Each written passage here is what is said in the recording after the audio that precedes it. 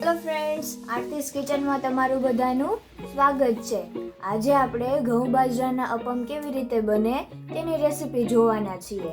તો ચાલો મિત્રો, સૌપ્રથમ તેના માટેની આપણે સામગ્રીઓ જોઈ લઈશું.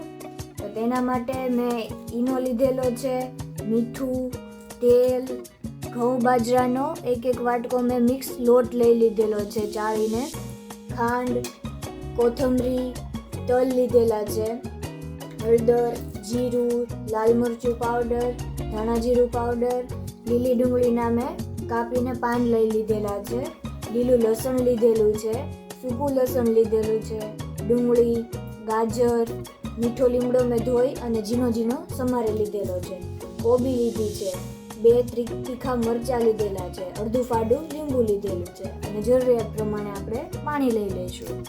તો ચાલો મિત્રો, હવે આપણે બનાવવાની શરૂઆત કરીએ. આ લોટ લઈ લીધેલો છે, તેમાં આપણે સૌપ્રથમ બધા વેજીટેબલ્સ ઉમેરી દઈશું. ડુંગળીના પાન ઉમેરી દઈશું,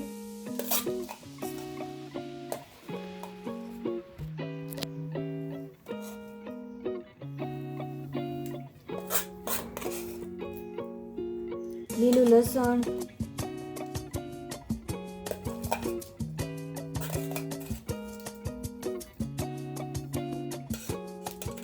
ગાજર, ડુંગળી, લીલા મરચા,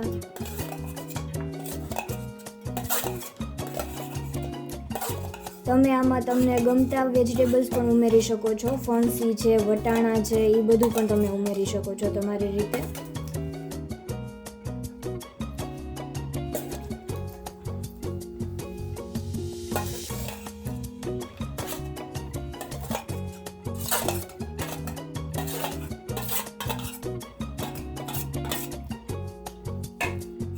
પછી આપણે તેમાં મસાલા કરી દઈશું.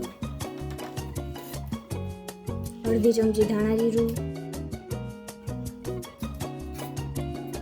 લાલ મરચું તમે એવોઇડ પણ કરી શકો છો.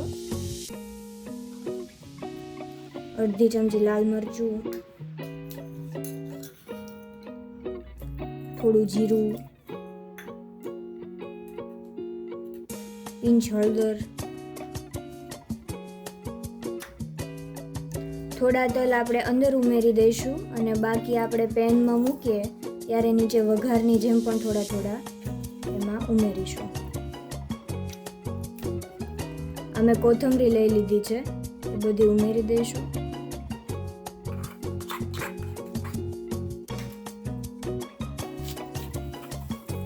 એક ચમચી ખાંડ ઉમેરી દઈશું.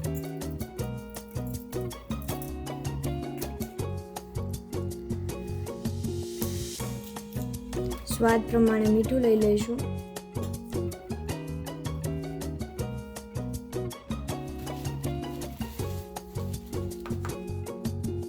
હવે એમાં મેં અડધું ફાડું લીંબુ લીધેલું છે, તે હું ઉમેરી દઈશ.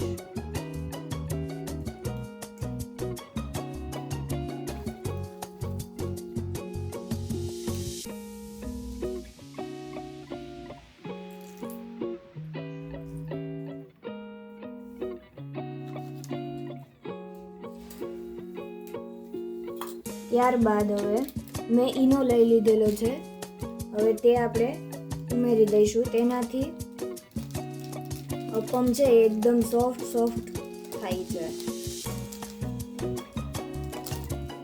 ઈનોને એક્ટિવ કરવા માટે આપણે ઉપરથી થોડું તેલ ઉમેરી દઈશું.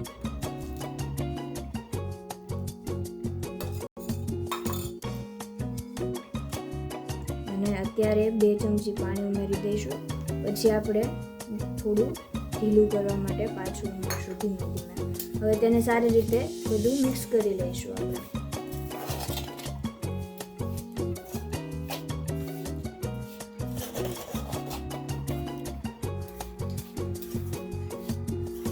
આમાં તમે રવો પણ ઉમેરી શકો છો, મગ દાળને ક્રશ કરીને પણ ઉમેરી શકો છો. આ તમારે જેટલું હેલ્ધી બનાવવું હોય એટલું બની શકે છે. આ સવારે નાસ્તામાં બાળકોને લંચ બોક્સ આપવાનું હોય તેમાં નાના બાળકો માટે આપણે જ્યારે બનાવી રહ્યા હોઈએ ત્યારે આમાં તમે મરચાંનું એનું પ્રમાણ ઓછું કરી શકો છો.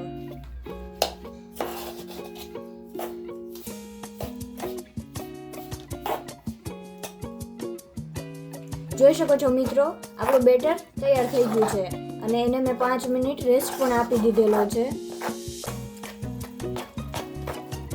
હવે આપણે અપમ ઉતારવાની શરૂઆત કરીશું. તો મિત્રો, હવે આપણે મીડિયમ ફ્લેમ ઉપર અપમની પેન મૂકી દીધી છે. હવે આપણે તેમાં થોડા તેલ પહેલાં મેં ગરમ મૂકી દીધું હતું. હવે આપણે તેમાં તલ ઉમેરી દઈશું થોડા. તમે લોકો જીરું છે, રાઈ છે પણ ઉમેરી શકો છો. અત્યારે મેં ખાલી તલ લીધેલા છે.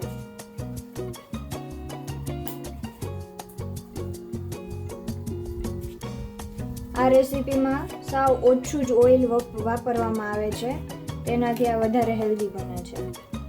હવે આપણે બેટર ઉમેરી દઈશું.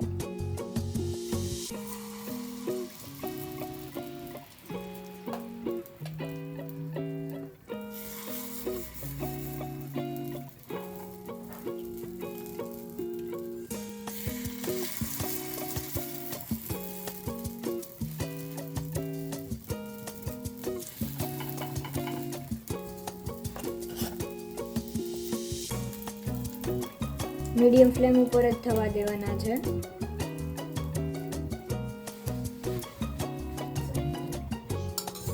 હવે આપણે ઉપર થોડું તેલ ઉમેરી દઈશું.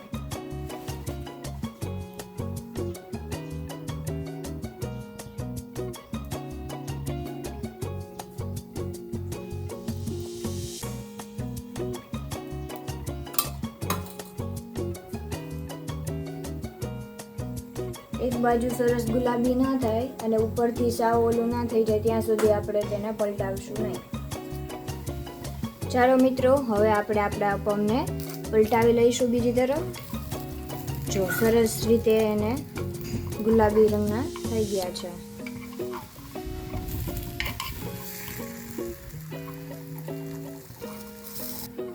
જોઈ શકો છો મિત્રો, આપણે બે બાજુ પલટાવી લીધેલા છે.